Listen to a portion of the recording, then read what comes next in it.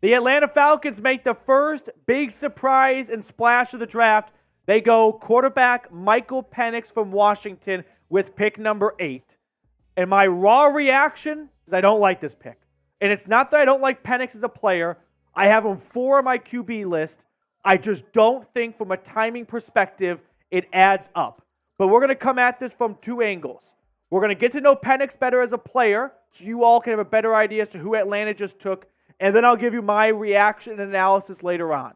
But here's the scouting report on Michael Penix. He's got great arm strength. He's probably the most aggressive quarterback in this class when it comes to pushing the ball down the field. If you want a quarterback that's going to make risks and take gambles and look for the big plays, he is your man. Now that comes at a price.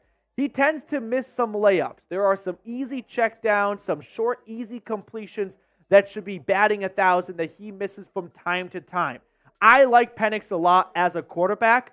Didn't think the interest would be that serious from Atlanta with a top 10 pick, given that they just paid Kirk Cousins $180 million. To me, I felt like if they wanted to go replace him, they would do that maybe in next year's draft or the following year's draft. But ultimately, the Falcons paid a visit to Michael Penix in Seattle, didn't stay overnight, no dinner, flew back to Atlanta, and I suppose their minds were made up. So grade the pick for me. A, B, C, D, or F. We'll do a complete grading video later on tonight, so make sure to circle back here. But right now, as I just give you my raw reaction to this, because I'm watching this in real time with all of you, it's a D to C minus. And that pains me because I like Penix a lot. I do. This is not a bad pick because Penix is a bad player. No, that is not my qualm with this selection. I feel that if you spend $180 million in a quarterback for at least 3 seasons of guaranteed money, and you've got a top 10 pick, you should use that pick to better the 2024 Atlanta Falcons. This was a pick made for the 2026 Atlanta Falcons. Why spend $180 million on Kirk Cousins if you're not going to use your top 10 pick to invest in the next 2 to 3 years when you've got Kirk Cousins? I felt like this was a great opportunity to go get a pass rusher, go get a wide receiver, not to think 3 years down the road. I just think the timing is wrong with this selection here. That is my biggest issue with this selection. Now, I've got more to say on this in just a moment, but I do have to share with you guys an awesome deal going on with our friends at Mando. So stick around in just a moment when I tell you more about the Penix selection. But first, this on Mando. Today's show is brought to you by our friends over at Mando, the best spot for whole body deodorant. Grab some Mando today and nip body odor in the bud. Put it on your pits, package, feet, and beyond for whole body freshness. From the makers of Lumi deodorant, Mando is clinically proven to work hard all day. Instead of covering up BO with heavy fragrances, Mando stops odor at the source, stopping the stink from happening in the first place. Plus, our viewers today can get $5 off their starter pack when you use code CHAT at shopmando.com.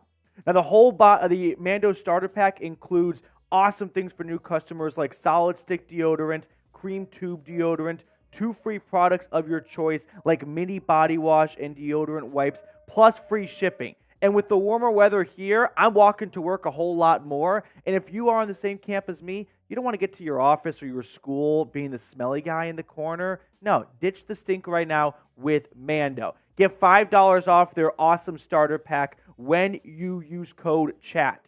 That equates to 40% off.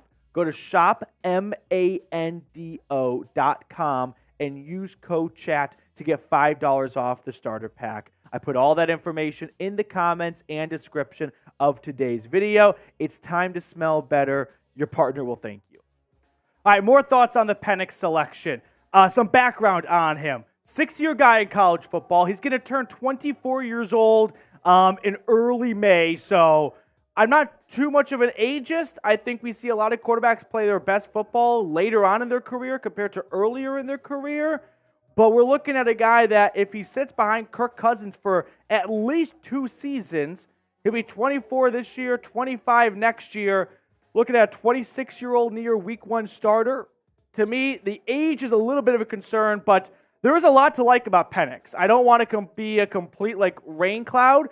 Back-to-back seasons at Washington where he looked like a top 3 quarterback in college football. I just feel like if everything was moved along 2 years, this would be a great pick for Atlanta. Have him sit for a season. Instead, you had a great window with Kirk Cousins to maximize the last few years he has in the NFL, and I feel like the top 10 pick should have been used on bettering the 2024 Falcons, not thinking about the 2026 Falcons. If Michael Penix goes on to have a great career after Kirk Cousins, we'll look back at this and we will clown on me. And I hope that happens. But I wonder at what price Atlanta pays by not using this pick on a Dallas Turner, a Byron Murphy, a Rome Odunze, to get the most out of what your win now window is with Kirk Cousins. Also, there is something to note on Penix's injury history. He was at Indiana for 4 years. He suffered 2 torn ACLs, 2 season-ending shoulder injuries. All the medicals at the combine checked out, so I'm not too overly concerned about this. I really like Penix as a player. And if this was for most other teams, I think it'd be a great pick. But I just go back to the timeline of what you paid Kirk Cousins and the window you created with him being under contract for the next 4 years, at least 3 with the guaranteed money in those first 3 seasons, and how you're not using the next 3 years with the top 10 pick, and hopefully the last time you picked top 10, by the way, for the foreseeable future on a pass rusher, which you did not address at all in free agency. On another wide receiver, you bring in Zach Robinson, the Rams offensive coordinator last year. He's going to be our QB coach, the new offensive coordinator for Atlanta. He's going to trot out a lot of 11 personnel, 3 wide receivers. Do you have 3 wide receivers you think can play at a high level with no injury concern? I don't think so. How about your pass rush? You're going to go back to Calais Campbell or Bud Dupree? That's pretty much the only option you have at this point because this draft does not have a lot of deep pass rushers. I just don't understand the rhyme and reason behind signing Kirk Cousins to a monster contract just to take his replacement 2 months later. Make it make sense for me. Please, I'm asking you guys watching right now. I don't follow the logic in this pick. Now here's what Dane Brugler had to say on Michael Penix in his The Beast write-up. Penix is inconsistent in several key areas: mechanics, anticipation, pressure reaction. But his arm confidence and willingness to attack every square inch of the field can be a productive formula in the right situation. I think Penix will compete with Heineke, obviously, for the backup quarterback job. And listen, Kirk Cousins suffered a season-ending injury a season ago. He definitely doesn't have a clean bill of health, so I can understand the logic in adding some more quarterbacks just in case Cousins isn't ready for week 1 next year, although all signs point to that not being the case. But to use the 8th overall pick for a backup when you're trying to win now? Dallas Turner could have helped you win right now. Rome Odunze, who the Bears took at number 9, could have helped you win right now. I don't see how Penix helps get the Falcons another win in 2024 or 2025. Now, we're going to have more coverage throughout the entirety of the NFL draft, so make sure to subscribe down below.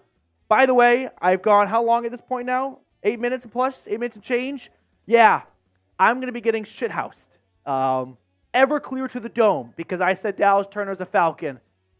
But I think we can all agree, very few people expected Michael Penix to be the pick at number 8. We talked about the smoke on literally the last video we posted on this channel. Ultimately, there was fire. But Michael Penix, I wish you the best. I hope he turns out to be a great quarterback for Atlanta. Maybe he'll be like the next Brett Favre, and hopefully the Falcons don't trade this Favre away. But I just keep going back to the broken record of why sign Kirk Cousins to this monster contract if you're not serious about maximizing the $180 million you just spent on him by investing in the 2024 Falcons with an edge rusher, with a wide receiver, with any other position, but the only spot that would never touch the field, backup quarterback. And don't sell me on Well, if Kirk Cousins gets injured, they've got a good backup plan in place. Teams don't use top 10 picks for backup quarterbacks just in case the starter gets injured. Atlanta sees something in Penix that they want to see pan out long term. And I guess this crush they had on him ever since they met with him and saw him work out in Seattle a few weeks ago was too real to get over. I also feel bad because I think it was Tom Pelissero. Someone tweeted out when the Falcons went to go visit Penix, Atlanta has the number 8 overall pick. And I was like, dude, that has nothing to do with this. The Falcons are not going Penix at 8. Like, pretty much all of you watching right now, I was completely blindsided by this selection. So, with that being said, let me ask you a question before we let you guys get on out of here. And then we'll be back for round 2 with our coverage then as well. But what's been the worst pick so far? I'm challenging you to say something other than this one. I don't agree with this pick. I don't agree with this pick. I really hope Penix has a great career with the Falcons. But as things stand right now, I don't like this pick. Not because I think Penix is bad. I like Penix as a quarterback. I do. I want that on the record right now. I just wanted to see Atlanta do something for the 2024 Falcons in this draft, not the 2026 Falcons.